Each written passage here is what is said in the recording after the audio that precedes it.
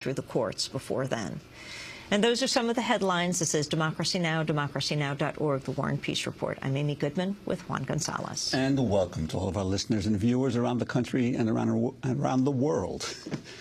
We begin today with news about the reported deal between Internet and telecom giants Google and Verizon that many fear could spell the end of the Internet as we know it. The two corporations were reported to have reached an agreement to impose a tiered system for accessing the Internet. The deal would enable Verizon to charge for quicker access to online content over wireless devices, a violation of the concept of net neutrality that calls for equal access to all services. Both firms denied they were close to an agreement that would lead to a, quote, two-tier Internet. In statements, both Google and Verizon reiterated their commitment to an open Internet. Meanwhile, the Federal Communications Commission has called off its closed-door negotiations with major telecom giants on crafting these new regulations and pledged to seek broader input. FCC Chair Julius Genachowski said, quote, "Any outcome, any deal that doesn't preserve the freedom and openness of the Internet for consumers and entrepreneurs will be unacceptable." Well, for more on this story, we're joined from Chicopee, Massachusetts by Josh Silver, the Executive Director of Free Press, freepress.org, a national media reform organization. Josh, welcome to Democracy Now! What are your major concerns and what's the latest you've heard on this reported deal? Well, before I answer that question, I want to back up a little bit and get to this idea of net neutrality, which so many Americans, so many viewers and listeners to your show probably think, well, that's just for geeks. The reason net neutrality matters, it's been the law of the land for the Internet since it was created about 40 years ago. This is the principle that says all content on the web travels at the same speed, whether it's ABC News sending it, or it's Democracy Now!, or it's your cousin's wedding video.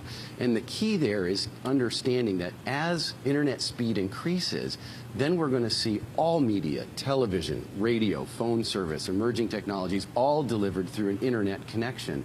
Any website could become a television network or a radio network. It's a complete game changer that breaks open access and distribution of media content. So when we have the changes in policy deals like the Google-Verizon deal that we're going to talk about today, this is going to have a profound effect over whether that revolutionary sort of opportunity is realized or whether it's going to be squandered. Now, with the Google-Verizon deal, there's an interesting backdrop to all this. First of all, the United States is slipping perilously behind other nations in Internet speed and adoption. We've gone from 4th to 22nd in the last 10 years because of failed hands-off policies, the same kind of policies that led us into the financial crisis, same kind of policies that led to the Gulf of Mexico spill, sort of, government saying, go ahead, industry, do whatever you want, and guess what? Consumers get the bad side of the deal.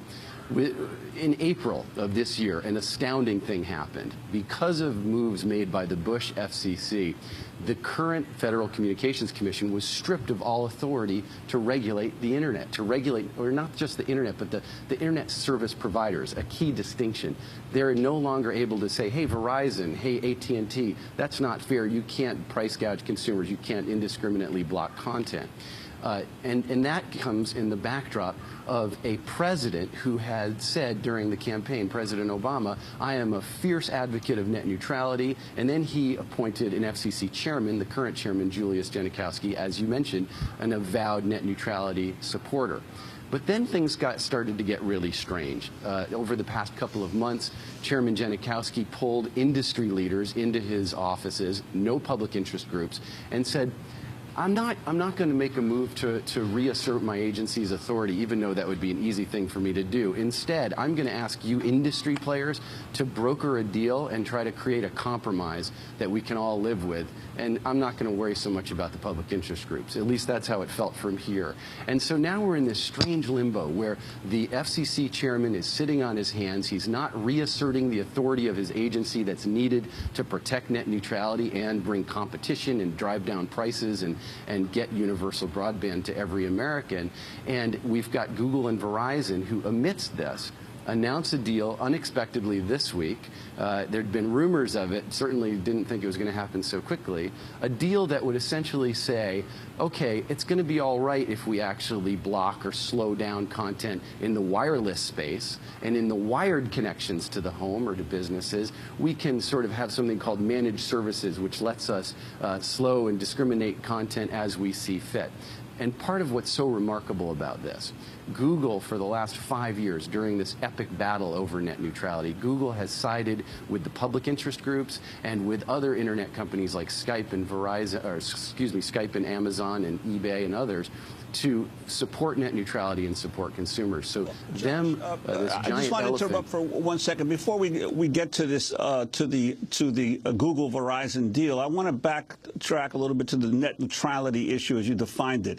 The argument of the telecom companies is obviously been and the cable companies. Hey, these are our pipes. Why shouldn't the people who hog more bandwidth and use up more of the bandwidth on our pipes be charged more for what they do?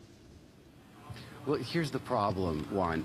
In the United States, we have an incredibly uncompetitive market, and as a result, the American consumer pays far more money, orders of magnitude more money, for much slower service than in countries like Denmark or Japan or France or England. And so what we've got is an uncompetitive market with 2 or fewer internet service providers in 97, 98% of markets across the country. And so consumers don't have choices. So if, let's say, that your Verizon provider is blocking or slowing down traffic and you don't like it, you don't really have a choice. That's problem number one. Number two, the losing net neutrality then allows these companies to prioritize